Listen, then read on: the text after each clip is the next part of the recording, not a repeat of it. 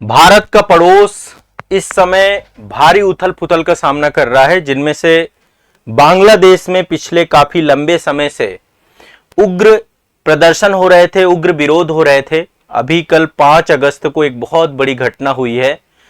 बांग्लादेश में तख्ता पलट हो गया है। बांग्लादेश की प्रधानमंत्री शेख हसीना ने प्रधानमंत्री के पद से इस्तीफा दे दिया है और इस समय वो देश से बाहर चली गई हैं। बांग्लादेश हमारे साथ 4096 किलोमीटर की सीमा रेखा साझा करता है, तो आप समझ सकते हैं कि भारत के लिए बहुत महत्वपूर्ण है बांग्लादेश। हमारी इंटरनल सिक्योरिटी से लेकर के अभी तक शेख हसीना सरकार जब तक थी, भारत के साथ बहुत अच्छे संबंध थे, रिलेशन थे। अब देखिए पूरा का पूरा मुद्दा क्या है। मैं चाहता हूं कि आसान भाषा में एक बार आप पूरे के पूरे मुद्दे को समझें, जानें कि ये पूरा का पूरा मैटर हुआ क्या है। वहां पर इस समय सेना ने पूरा का पूरा मामला समझाया है और सेना ही अभी पूरे के पूरे देश को चला रही है। उसने पूरी कमान अपने हाथ में ले ली है। तो शेख हसीना बांग्लादेश से जा चुकी हैं। अब ये पूरा उग्र प्रदर्शन क्यों चल रहा था, कब, क्या बात है, क्या मुद्दा है, इसको लेकर के बहुत उलझ है, बहुत दावपेच है। मैं चाहता हूं बहुत आसान भाषा में मैं आपको इसको समझाऊं, ठीक है। तो सबसे पहले कल के घटनाक्रम पे बात कर लेते हैं। 5 अगस्त को बांग्लादेश में भारी उथल पुथल का सामना करना पड़ा। प्रधानमंत्री शेख हसीना ने बड़े पैमाने पर विरोध प्रदर्शन और सेना के तख्ता पलट के बीच इस्तीफा दे दिया। बहुत बड़ी भीड़ प्रधानमंत्री आवास तक पहुंच गई थी और ऐसी स्थिति में पहले शेख हसीना चाहती थी कि देश को संबोधित करें, लेकिन जब उनको लगा कि परिस्थिति काफी विपरीत है, ऐसे में उन्होंने देश छोड़ दिया, भारत आई हैं वो। और पूरा का पूरा मुद्दा जो है वो आरक्षण से जुड़ा हुआ है। आरक्षण की आग इतनी ज्यादा बढ़ गई कि पाकिस्तान से कटकर बना, पहले पाकिस्तान हुआ करता था ये पूर्वी पाकिस्तान, लेकिन 16 दिसंबर 1971 को ये बांग्लादेश बन गया। और उसी के बाद जो है आरक्षण दिया गया था। जो इस लड़ाई में लड़े थे स्वतंत्रता संग्राम सेनानी थे, जिन्होंने बांग्लादेश बनने की लड़ाई लड़ी थी, जिनको फ्रीडम फाइटर का दर्जा दिया गया था, उन सबको सरकारी नौकरियों में आरक्षण दिया गया था 30%। उस 30% के आरक्षण को 2018 में हुए प्रदर्शनों के बाद वापस ले लिया गया था अस्थायी तौर पर।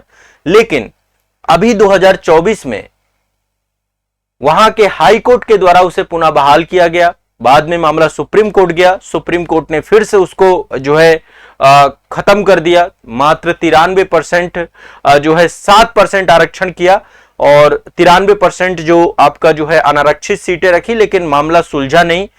प्रदर्शन उग्र से उग्रतम होता रहा। अभी कई भयानक खबरें सामने आई हैं कि बहुत सारे पुलिस कर्मियों को मार दिया गया, 100 से ज्यादा लोग मारे गए, कहीं 200 से ज्यादा लोग मारे गए, 300 से ज्यादा लोग मारे गए।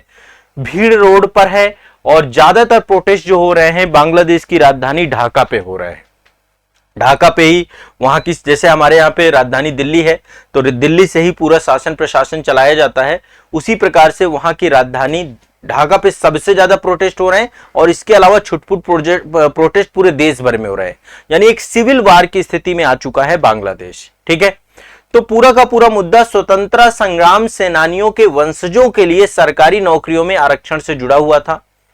पूरी कोटा प्रणाली को लेकर के जो विवाद चल रहा था, अशांति लगातार चल रही थी और शेख हसीना की इस समय भड़काऊ टिप्पणियों ने चीजों को और बढ़ा दिया। साथ ही इस मुद्दे को सही समय रहते हुए टैकल नहीं किया गया, चूंकि मामला न्यायालय में था।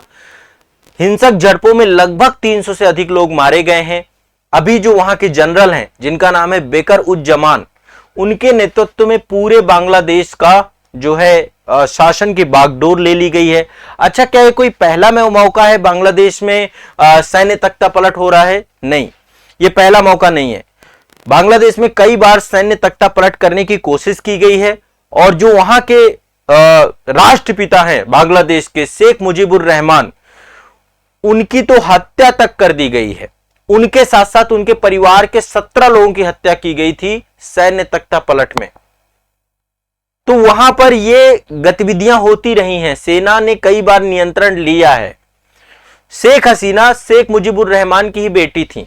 उनकी बहन शेख रेहाना और शेख हसीना, ये 2 लोग बच गए थे क्योंकि उस समय विदेश में थे जब ये पूरा का पूरा मामला हुआ था। तो अभी जनरल वेकर उज़्ज़मान के नेतृत्व में बांग्लादेश की सेना ने पूरा नियंत्रण संभाल लिया है। प्रदर्शनकारियों से हिंसा बंद करने का आग्रह किया है। कल जो है राष्ट्र के नाम संबोधन भी किया जनरल साहब ने। और पूरे के पूरे बांग्लादेश में जिस तरीके की आग भड़की हुई है, प्रदर्शनकारी हिंसाग्रस्त हैं, वहां पर छात्र संगठन हिंसाग्रस्त हैं, उसको लेकर के चीजें लगातार अभी शांत कराने का प्रयास सबसे पहले चरण पे है। शेख हसीना अपनी बहन के साथ ढाका से भाग करके भारत आ गई। गाजियाबाद के हिंडन एयरफोर्स स्टेशन पर ही वो उतरी थी। ठीक है, अब मैंने जैसा कि बताया कि इससे पहले कई बार प्रयास किए गए। 1975 में सैन्य तख्ता पलट किया गया था, शेख मुजीबुर रहमान की हत्या की गई, उनके परिवार के 17 लोगों की हत्या की गई। 1977 से 1980 के बीच में कई बार प्रयास किए गए, है ना। 1982 में सैन्य तख्ता पलट फिर हुआ। 1996 में फिर तख्ता पलट का प्रयास किया गया। 2007 में कार्यवाहक सरकार के खिलाफ तख्ता पलट की चीजें की गई। 2009 में जो है वहां के बांग्लादेश राइफल्स विद्रोह किए गए। 2011 में बांग्लादेश में तख्ता पलट के प्रयास किए गए और 2024 में अगेन हम देख रहे हैं कि सैन्य तख्ता पलट फिर से एक बार हो गया। तो बांग्लादेश में पूरा का पूरा जो मुद्दा है, इस पूरे मुद्दे को मैं एक बार आपको समझाने जा रहा हूं कि आखिरकार ये भीड़ इतनी हिंसक क्यों हो गई, मैटर क्या है, आरक्षण का मुद्दा क्या था, 2018 में क्या हुआ, 2018 के बाद अभी हाईकोर्ट ने क्या डिसीजन दिया, फिर सुप्रीम कोर्ट ने क्या डिसीजन दिया, और ये आग शांत नहीं हो पाई, इसके पीछे का क्या पूरा का पूरा मामला है। ध्यान से एक बार चीजों को लेकर के डिस्कशन हम लोग करेंगे। ठीक है, चलिए ध्यान से एक एक चीज समझते जाइएगा। देखिए, बांग्लादेश में स्वतंत्रता सेनानियों के वंशजों को 30% का आरक्षण दिया गया था 1972 में। ठीक है, 30% आरक्षण। ओवरऑल देखा जाए 2018 तक 56% आरक्षण था, विभिन्न कैटेगरी में अलग अलग आरक्षण था। 30% तो फ्रीडम फाइटर को दिया गया था। ठीक है, और 1% दिव्यांगों को, 5% धार्मिक अल्पसंख्यकों को, 10% महिलाओं को और 10% पिछड़े जिलों को। ओवरऑल 56% पहले आरक्षण हुआ करता था 2018 से पहले। 44% अनारक्षित सीटें हुआ करती थी, ये बात है। अब यही पूरा सिस्टम जो है लगातार वहां पर हिंसा और जो है प्रतिरोध का कारण बना। सुप्रीम कोर्ट ने क्या किया था अभी हाल ही में, 2018 में जो स्वतंत्रता संग्राम सेनानियों का आरक्षण था, इसको वापस ले लिया गया था, इस पूरे मुद्दे को वापस ले लिया गया था। ठीक है, अभी जुलाई 2024 में वहां के हाईकोर्ट के द्वारा इस सिस्टम को फिर से बहाल कर दिया गया। और जो ये बैन किया गया था 2018 में, अस्थायी तौर पे इस आरक्षण व्यवस्था को बंद किया गया था वहां की सरकार के द्वारा। यही शेख हसीना की सरकार पिछले कई वर्षों से चल रही है वहां पर, तो इसको भी इलीगल कर दिया गया था कि आरक्षण व्यवस्था ये होनी चाहिए। वहां के हाईकोर्ट ने ऐसा किया। फिर शेख हसीना जो है सुप्रीम कोर्ट गई। जब सुप्रीम कोर्ट गई तो सुप्रीम कोर्ट ने मामले को संभालते हुए आरक्षण व्यवस्था को फिर से रिस्ट्रक्चर करने का प्रयास किया। स्वतंत्रता संग्राम सेनानियों को मात्र 5% आरक्षण कर दिया और 2% धार्मिक अल्पसंख्यकों को, यानी टोटल 7% आरक्षण की व्यवस्था का वहां पे प्रावधान किया था सुप्रीम कोर्ट ने अभी हाल ही में। ठीक है, 93% सीटों को अनारक्षित कर दिया था। लेकिन ये आग बुझ नहीं पाई, ये आग उसी तरीके से जलती चली गई। तो अभी प्रधानमंत्री शेख हसीना के द्वारा इस्तीफा दिया जा चुका है, आंदोलन लगातार उग्र हो गया है। हमारे पड़ोसी देश में जिस तरीके से जारी हिंसा का माहौल देख रहे हैं हम लोग, इसमें भारत के लिए काफी सारी चिंताएं हैं, इनको हम लोग एक एक करके डिस्कस करेंगे। अभी हाल ही में प्रधानमंत्री जी का जो आवास है वहां पर कब्जा कर लिया गया है।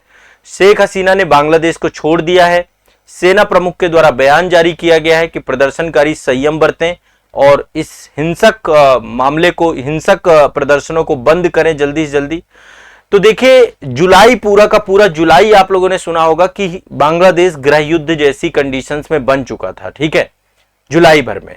अभी 4 अगस्त को रविवार था, रविवार को फिर से सरकारी नौकरियों में आरक्षण का मुद्दा फिर से शुरू हुआ। विरोध प्रदर्शन फिर से उग्र हो गया। 300 से ज्यादा लोगों की मौतें हुई हैं इस पूरे मामले में। मोबाइल इंटरनेट सेवाएं पूरी तरीके से बंद कर दी गई थी। पूरे देश में कर्फ्यू जैसे हालात लगे हुए थे।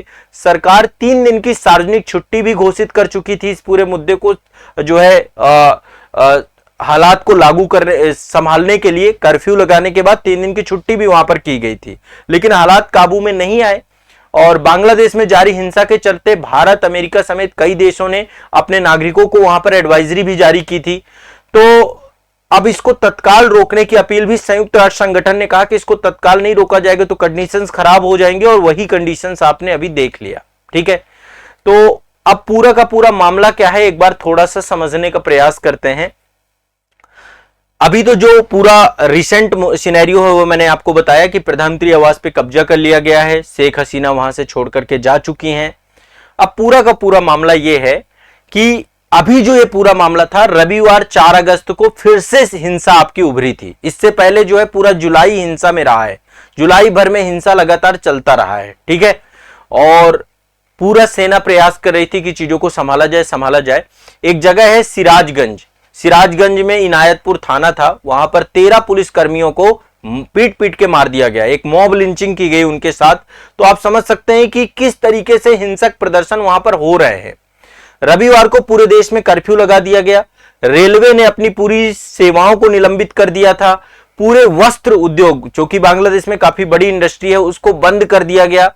सरकार ने रविवार को शाम 6 बजे अनिश्चितकालीन राष्ट्रव्यापी कर्फ्यू की घोषणा की थी। सोमवार से 3 दिन की सार्वजनिक छुट्टी की घोषणा भी कर दी गई थी। सभी तरीके की इंटरनेट सेवाओं को बंद कर दिया गया था। सोशल मीडिया प्लेटफॉर्म में भी चीजों को बंद कर दिया गया था, चाहे वो फेसबुक हो चाहे व्हाट्सएप हो, सभी को लेकर के धीरे धीरे चीजें बंद हो गई। लेकिन जो 1971 में बांग्लादेश की आजादी हुई थी और जो बांग्लादेश मुक्ति संग्राम से जुड़े हुए लोग थे, जो फ्रीडम फाइटर थे, क्योंकि पाकिस्तान का पहले ये पूर्वी पाकिस्तान कहलाता था बांग्लादेश, 1972 में जितने भी फ्रीडम फाइटर थे जिन्होंने बांग्लादेश को मुक्त कराया था, उन सभी को सभी जगहों पे सरकारी जितनी भी सर्विसेज होती थी उसमें 30% आरक्षण दिया गया था शेख मुजीबुर रहमान के द्वारा। अब सोचिए 1972 का दिया गया आरक्षण आज भी नासूर बना हुआ है बांग्लादेश के लिए। 2018 में खत्म कर दिया गया था, फिर ऐसा मुद्दा क्या बन बैठा है ना। आरक्षण व्यवस्था है ही कुछ इसी तरीके से, लगातार आप देखते रहते हैं जहां पर भी आरक्षण व्यवस्थाएं वहां पर इस तरीके के हिंसक मामले देखने को मिलते हैं। तो 30% का यह आरक्षण का मामला था। इसी आरक्षण के विरोध में बांग्लादेश में प्रदर्शन हो रहे थे और जून महीने के अंत से ही ये प्रदर्शन होने शुरू हो गए थे। जुलाई में बहुत गति के साथ ये मामले आपके लगातार बढ़ते गए। दरअसल वहां पे जो छात्र संगठन है, ढाका यूनिवर्सिटी है आपकी, ढाका यूनिवर्सिटी में जो छात्र संगठन है पुलिस के साथ कई बार मुठभेड़ हुई, और जो सत्तारूढ़ अवामी लीग है उसका जो यूथ विंग है, छात्र संगठन है बांग्लादेश जो है छात्र लीग, उसके और जो विरोध प्रदर्शन करने वाले जो आपके संगठन है उनके बीच में हिंसक झड़प भी हुई। 100 से ज्यादा लोग घायल हुए। बांग्लादेश में लगातार हिंसा पूरे जुलाई भर जारी रही, काफी लोग मारे गए। सरकार के द्वारा अर्धसैनिक बलों के माध्यम से, सेना के माध्यम से मामले को काफी हद तक शांत तो किया गया, लेकिन अगस्त में फिर से मामला इतना गंभीर हुआ, काफी लोगों की जान चली गई और अब वहां के प्रधानमंत्री को भी इस्तीफा देना पड़ा। ठीक है, तो 2018 में मैंने आपको बताया था कि आरक्षण की व्यवस्था को अस्थायी तौर पे रोक दिया गया था, टेम्परेरी उसको रोक दिया गया था, लेकिन जून में वहां की हाई कोर्ट ने सरकारी नौकरियों के लिए आरक्षण प्रणाली को फिर से बहाल कर दिया। जो 30% आरक्षण मिलता था स्वतंत्रता संग्राम सेनानियों को, या टोटल 56% आरक्षण था, उस व्यवस्था को जून में फिर से बहाल किया गया था। इसके बाद मामला सुप्रीम कोर्ट गया। सुप्रीम कोर्ट ने इस पूरे फैसले को रोका और रोकने के बाद फिर से आरक्षण व्यवस्था को रिस्ट्रक्चर किया। केवल आरक्षण 7% रहेगा, जिसमें से 5% स्वतंत्रता संग्राम सेनानियों को और 2% धार्मिक अल्पसंख्यकों को, और 93% सीटों को अनारक्षित रखा गया। ठीक है, लेकिन इस फैसले ने भी ये मान लीजिए कि किसी भी तरीके से वहां की आग को रोक नहीं पाए। अभी 7 अगस्त को फिर से सुनवाई होनी थी, लेकिन 7 अगस्त से पहले मामला इतना ज्यादा बढ़ गया कि कंडीशंस खराब हो गई हैं। ठीक है, अब सेना के हाथ में सब कुछ है। तो इस तरीके से पूरा का पूरा ये मामला हुआ है। आरक्षण व्यवस्था इस तरीके से वहां पर ज्यादा डिस्टर्ब हुई है और कंडीशंस खराब हो गई हैं। ठीक है, तो ये पूरा का पूरा मामला आरक्षण व्यवस्था के कारण पैदा हुआ है और अब जो है सेना के हाथ में सारी चीजें हैं। कई सारे अपडेट्स यहां पर आएंगे निकल के, मैं सारी चीजें आपको समय के साथ बताता जाऊंगा। आप सभी लोग जो है इत्मीनान से सारी चीजों को एक बार इसको देखिएगा जरूर, क्योंकि आपका पड़ोस है, यहां से बहुत सारे प्रश्न भी एग्जाम वगैरह में बनेंगे। लेकिन देखिए, भारत की राष्ट्रीय सुरक्षा, जब 1971 में पूर्वी पाकिस्तान में विरोध चल रहे थे, तब भारत में बहुत सारे लोग प्रवेश कर गए थे। 4096 किलोमीटर, सबसे ज्यादा सीमा रेखा हम बांग्लादेश के साथ ही सीमा साझा करते हैं। तो सबसे बड़ा जो समस्या है हमारी राष्ट्रीय सुरक्षा को होता है इस समय। नॉर्थ ईस्ट का पूरा क्षेत्र जो है हमारा बांग्लादेश ही चारों तरफ से लगा हुआ है, ऊपर से चाइना की निगाह तो कभी भी अच्छी होती नहीं है। और इसमें बहुत हद तक ऐसा कहते हैं कि वेस्टर्न इंटरेस्ट भी बहुत ज्यादा है ना। तो ऐसे में अब क्या होगा, क्या स्थिति बनेगी, उन सबको लेकर के हम आगे भी डिस्कस करते रहेंगे। लेकिन मुद्दा जो है बहुत आसानी से बस इतना आपको समझना है कि ये पूरा का पूरा मामला आरक्षण और उससे विरोध प्रदर्शन से जुड़ा हुआ मामला है। और ये स्थिति लगातार खराब होती ही चली गई है। लोग जो है वहां पर अभी भी उग्र प्रदर्शन कर ही रहे हैं। लेकिन अब कंडीशन क्या होंगी, सेना के हाथ में चीजें हैं। सेना एक अंतरिम सरकार बनाने की बात भी कर रही है कि हम कई पार्टियों को मिलाकर के एक अंतरिम सरकार बनाएंगे। लेकिन एक बात समझ लीजिए, जो अभी तक बांग्लादेश के साथ हमारे रिलेशन थे शेख हसीना के साथ, क्योंकि ये प्रो इंडियन गवर्नमेंट थी आपकी, वो रिलेशन अब आगे देखने को नहीं मिलेंगे। ठीक है, वहां पर pro China government, pro Pakistan government अब जाकर के वहां पर यदि बनती है तो भारत को अपने रिश्तों को फिर से एक नया दिशा और दशा देना पड़ेगा, नहीं तो स्थिति काफी खराब हो जाएगी। हमारी राष्ट्रीय सुरक्षा और संप्रभुता को खतरा इस पूरी घटनाक्रम से बहुत ज्यादा, सबसे ज्यादा यदि किसी को प्रभावित पड़ेगा तो भारत को ही पड़ने वाला है, क्योंकि भारत के सहयोग करने वाली सरकार थी। अभी आपने देखा होगा, अभी चुनाव हुए थे, फिर से शेख हसीना वहां पे जीती थी और शेख हसीना के जीतने के बाद वो 2 बार भारत आई थी। इस बीच में G20 शिखर सम्मेलन में भी आई, इसके बाद 2 बार भारत आई। तो बांग्लादेश का हमारे लिए बहुत बड़ा इंपॉर्टेंस है। तो आगे जो भी गतिविधियां होंगी वो हम लोग क्लास में डिस्कस करेंगे। अभी इस पूरे मुद्दे को आप लोग भी देखते रहिए, न्यूज़पेपर पे पूरी खबरें चल रही हैं, आर्टिकल्स जो भी आ रहे हैं उनको भी देखते रहिए। बाकी मेरे द्वारा भी आपको कंटेंट ये आगे जो भी होगा वो मैं अपडेट करता रहूंगा। ठीक है, चलिए।